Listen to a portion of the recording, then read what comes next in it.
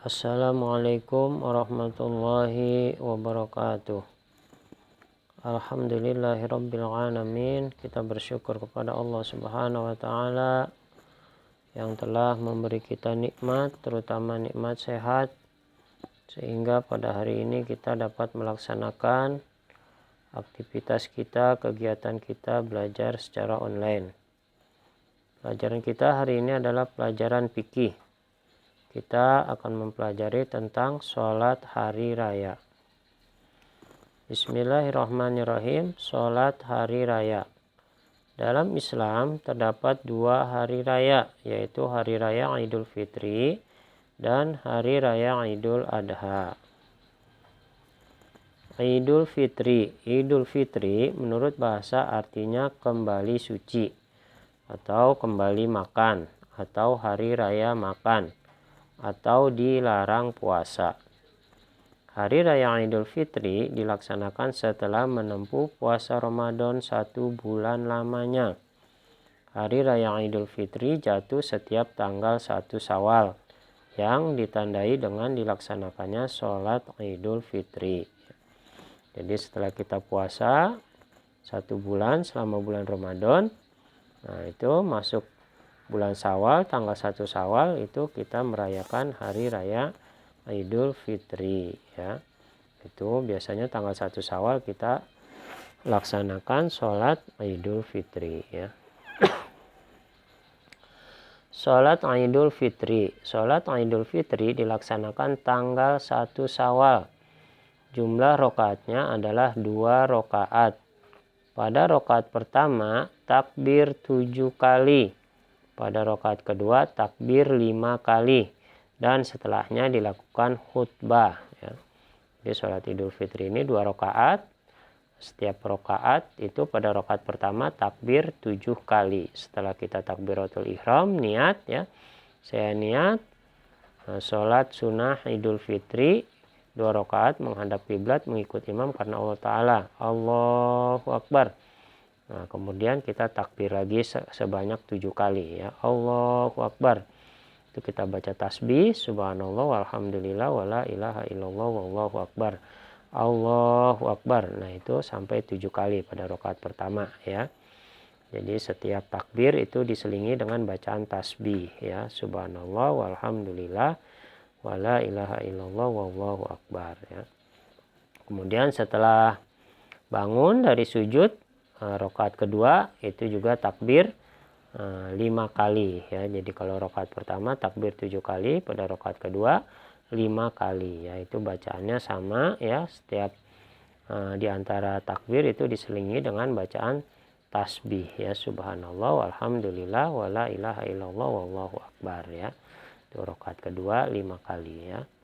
Nah, kemudian setelah selesai sholat ya, setelah selesai sholat Idul Fitri ya, salam itu jamaah itu mendengarkan khutbah ya. Nah, ketika mendengarkan khutbah itu kita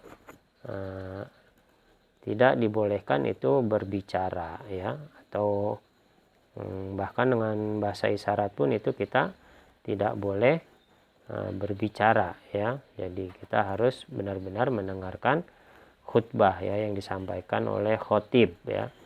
Ini sama ya pada ketika sholat Jumat juga ya. Itu kita harus mendengarkan khutbah ya. Jadi kalau ketika khutbah kita tidak mendengarkan atau kita berbicara ya, maka kita tidak akan mendapatkan pahala sholat ya. Sebelum sholat Idul Fitri dianjurkan makan dan minum dahulu ya. Jadi sebelum sholat ya pagi itu ya, sebelum berangkat sholat itu kita dianjurkan makan dan minum dahulu ya. Ini ya. Kenapa itu diantaranya karena setelah sholat Idul Fitri itu biasanya kita langsung saling bersilaturahmi ya. Biasanya kita nggak sempat makan ya. Itu tamu biasanya itu akan datang ya, banyak tamu biasanya kalau kita selesai sholat Idul Fitri, atau sebaliknya kita bertamu ke rumah orang ya. Itu ya. Jadi kita saling bersilaturahmi atau langsung ziarah ya ke makam orang tua misalnya ya. Jadi biasanya setelah sholat Idul Fitri itu kita tidak sempat makan dan minum ya. Jadi makanya dianjurkan itu sebelum sholat Idul Fitri dianjurkan makan dan minum dahulu ya. Itu ya. Sebaliknya kalau sholat Idul Adha ya, sebelum sholat Idul Adha itu kita disunahkan puasa ya, pagi hari ya, mulai subuh ya, itu kita disunahkan puasa sampai sholat Idul Adha ya. Selesai sholat baru kita makan dan minum ya. Karena kalau setelah sholat Idul Adha itu biasanya langsung dilaksanakan penyembelihan kurban ya. Kalaupun kita saling bersilaturahmi tadi, tapi tidak seperti ketika hari raya Idul Fitri ya. Kalau Idul Adha itu biasanya hanya silaturahminya hanya ke rumah-rumah saudara aja ya, ke rumah famili ya. Tapi kalau sholat Idul Fitri itu ke tetangga ya, ke semuanya ya. Kalau Idul Adha biasanya kita silaturahminya hanya ke keluarga aja ya. Jadi itu sunahnya kalau Idul Adha itu sebelum sholat kita disunahkan puasa ya. Tapi kalau sholat Idul Fitri itu dianjurkan makan dan minum dahulu ya. Selanjutnya sholat Idul Adha. Sholat Idul Adha adalah sholat sunnah 2 rakaat ya, yang dikerjakan atau dilakukan oleh seluruh umat muslim di dunia pada tanggal 10 Zulhijjah ya, bertepatan dengan pelaksanaan haji ya, yang disebut juga hari raya kurban atau hari raya haji ya. Jadi kalau hari raya Idul Fitri itu setiap tanggal 1 Syawal, kalau hari raya Idul Adha itu tanggal 10 Zulhijjah, yaitu bertepatan dengan pelaksanaan haji ya, ketika orang-orang yang melaksanakan haji itu sedang wukuf di padang Arafah ya, di kota Mekah di Arab Saudi itu ya. Makanya hari raya Idul Adha ini disebut juga hari raya kurban atau hari raya haji ya, karena bertepatan dengan pelaksanaan haji. Juga setelah sholat Idul Adha ini biasanya dilaksanakan penyembelihan hewan kurban ya, jadi disebut juga hari raya kurban ya. Tata cara pelaksanaan sholat Idul Fitri maupun sholat Idul Adha tidak banyak perbedaannya. Yang membedakannya adalah niat ya. Jadi yang membedakan sholat Idul Fitri dan sholat Idul Adha adalah niat ya. Kalau pelaksananya sama ya, itu rakaat pertama ya, itu di takbir sebanyak 7 kali ya. Kemudian rakaat kedua takbir sebanyak 5 kali. Itu sama antara sholat Idul Fitri dan sholat Idul Adha ya. Rakaatnya juga sama 2 rakaat. Kemudian setelah selesai sholat juga sama, itu mendengarkan khutbah ya. Jadi yang membedakannya adalah niatnya ya. Kalau sholat Idul Fitri niatnya saya niat sholat sunnah Idul Fitri 2 rakaat menghadap kiblat mengikut imam karena Allah Ta'ala ya. Kalau sholat Idul Adha niatnya saya niat sholat Idul Adha ya. Niat sholat Idul Adha. Kalau sholat Idul Fitri saya niat sholat Idul Fitri ya, sholat sunnah Idul Fitri ya. Kalau sholat Idul Adha niatnya saya niat sholat Idul Adha ya. 2 rakaat menghadap kiblat mengikut imam karena Allah Ta'ala ya. Jadi yang membedakannya adalah niat ya. Selanjutnya kurban. Penyembelihan kurban dilaksanakan setelah sholat Idul Adha tanggal 10 Zulhijjah sampai tanggal 13 Zulhijjah atau pada hari tasyrik ya. Jadi penyembelihannya itu tanggal 10 Zulhijjah ya, setelah selesai sholat Idul Adha itu dilaksanakan penyembelihan hewan kurban ya. Itu sampai tanggal 13 ya, tanggal 10, 11, 12, 13 ya. 4 hari itu berarti ya. Nah itu tanggal 11, 12, 13 itu namanya hari tasyrik ya. Itu kita dilarang berpuasa ya. Itu ya. Jadi itu dilaksanakan penyembelihan hewan kurban ya, tanggal 10, 11, 12, 13 Zulhijjah ya. Jadi kalau sudah lewat tanggal 13 berarti itu sudah sudah bukan kurban Idul Adha lagi ya, tapi biasanya itu sedekah biasa ya, kalau memang masih ingin bersedekah, memberikan kurban misalnya ya, untuk orang-orang yang berhak, misalnya untuk fakir miskin ya, memberikan fakir miskin misalnya, tapi tanggalnya sudah lewat tanggal 13 Zulhijjah, nah itu berarti tidak masuk kurban ya, tuh ya, sodakoh ya, itu masuknya sodakoh ya. Nah, itu ya. Jadi kalau hari raya Idul Fitri kita diharamkan puasa itu hanya hari pertama saja ya. Tapi kalau hari raya Idul Adha itu kita diharamkan puasa sampai tanggal 13 Zulhijjah ya. Jadi tanggal 10 sampai tanggal 13 itu kita diharamkan berpuasa ya. Dan juga itu waktu pelaksanaan penyembelihan hewan kurban ya. Dan disebut juga itu hari tasyrik ya. Perintah berkurban disyariatkan sejak zaman Nabi Ibrahim ya. Sejak zaman Nabi Ibrahim itu disyariatkan berkurban ya.